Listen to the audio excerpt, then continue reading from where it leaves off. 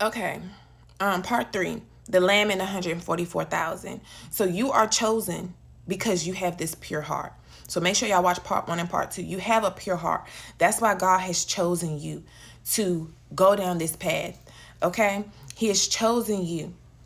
And it says they follow the lamb wherever he goes. So this is the lamb and 144,000. We out of the book of Revelation 14.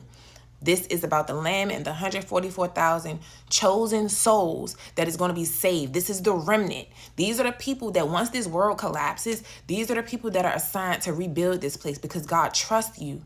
You have shown him throughout your journey through life, your journey of faith through life, that he can trust you to remain loyal to him, to listen to him, to remain with your heart posture as pure as it is.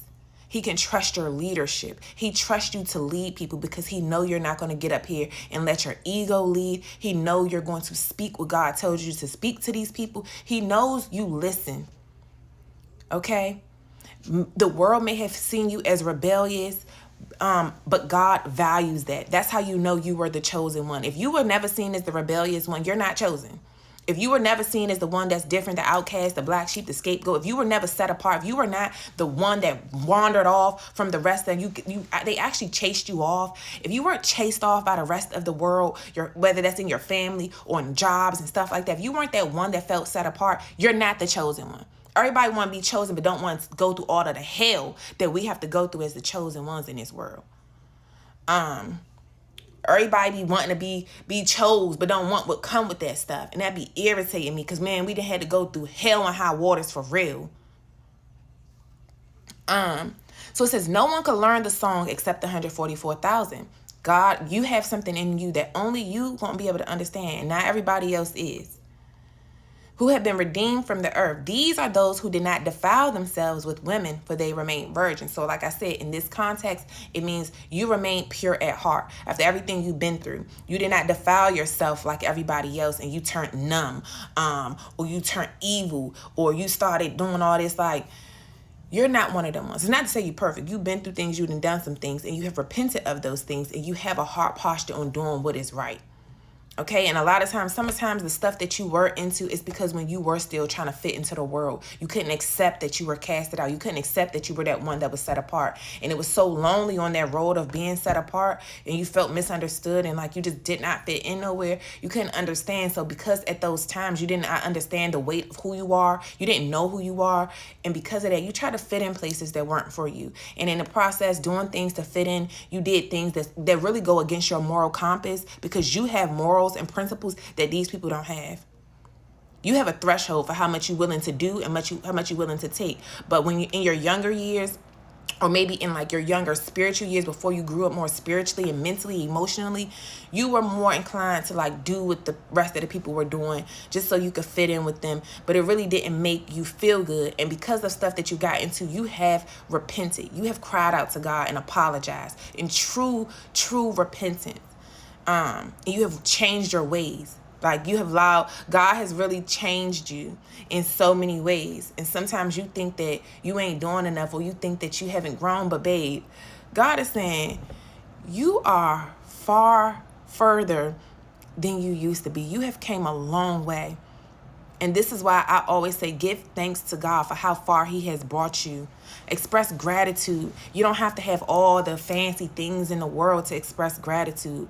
Express gratitude for where you are now, for how far God has brought you. Even if you feel like you're homeless or something right now. But guess what? You're no longer around them abusers. You have finally been able to separate yourself and walk in your own identity. That alone is something to be proud for and grateful for. You're no longer under the weight of the world and the pressures of society that they telling you to do. Be grateful for how far has brought you, where you no longer seek the validation of these losers out here. That alone shows that you've come a long way. You stopped looking for that validation. You started giving it to yourself. Be grateful for that. So it says they follow the Lamb wherever he goes. You follow God. When God lift his hands up off of a relationship, he lift his hands up off of a friendship, he lift his hands up off the jobs, he lift his hands up off of that car, and he's taking all these things from you because he say your time here is done with this stuff. I'm taking you to something new.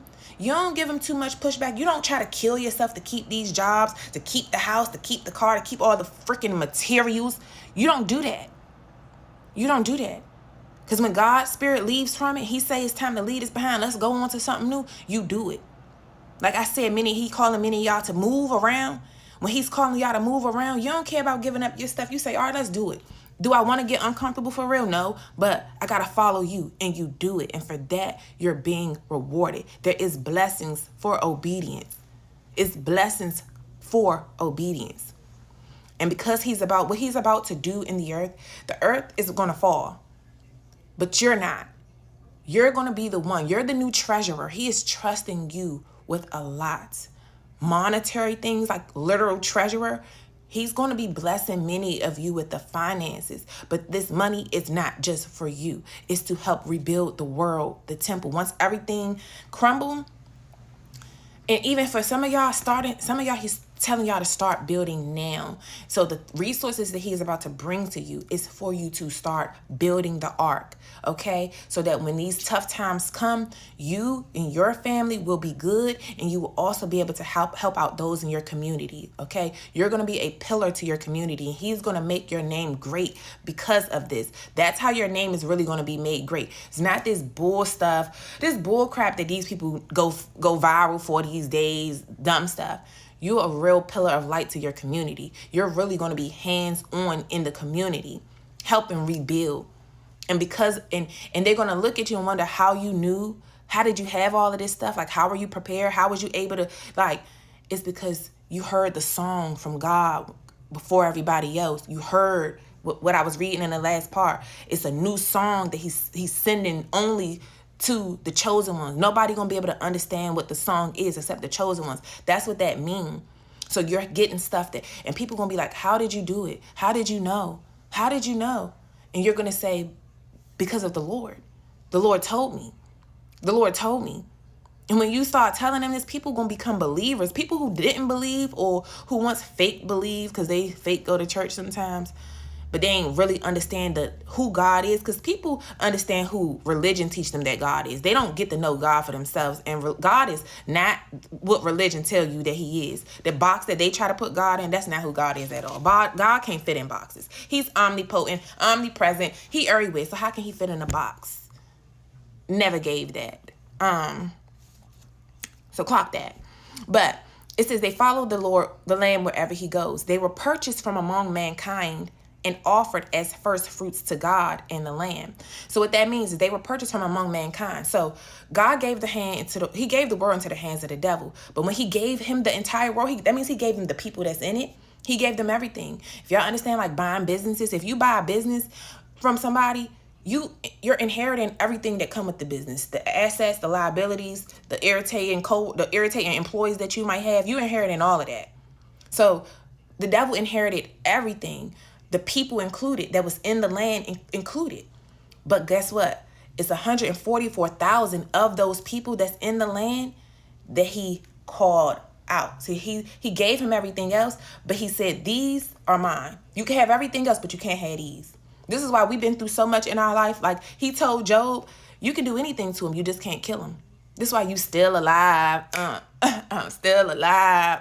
They done did everything try to take you out. They done did everything try to take you out, and you still standing. I'm still standing. Standing. For real. Still standing. Because of God, though. It's not because of you. It ain't it's because of God, who God is through you. He chose you. He placed that heart in you. That heart is how he knows who his people is. It's the heart who he knows who his people is. That's how he know. Through everything you've been through, you never allowed your heart to become wicked and evil. And for that, he is blessing you. He is making your name great for that. Okay, so that's why you were separated. That's why you've been alone in this life. That's because you were called apart from the world. Most of these people in the world are of the kingdom of darkness, but you have been separated. You've been paid for a price and offered up as first fruits to God. You were the sacrifice. You were offered up. Okay. And God honored that. He honored that. And it said no lie was found in their mouths. They are blameless. This is why he chose you, because you're the truth teller. You call it out. You're not afraid to call out. You're not afraid to call out the BS in society, in the family, like in the workplace. This is why they don't like you, babe. Your spirit, your presence has truth to it. You are truth. That's why people don't like you. Because when you come around, your presence reveals all the fake stuff that's inside of them. They can't even stand next to you without getting convicted. You don't even gotta say nothing. Your presence alone. Your presence alone. And God strategically made you this way. He said no lie was found in their mouths. That's why he can use you. He know he can use you because you won't get up there and keep it 100. Keep it 100. You don't care. You don't care. You never cared. You never cared. You know? So this is beautiful. God is about to do some great things for y'all. And it's because of who you genuinely are. That's why you think that all these material things, nothing makes you who you are. Like, what tells who you are is who you are when you have none of those things. When you're stripped from everything. When you literally broke, busted, and disgusted.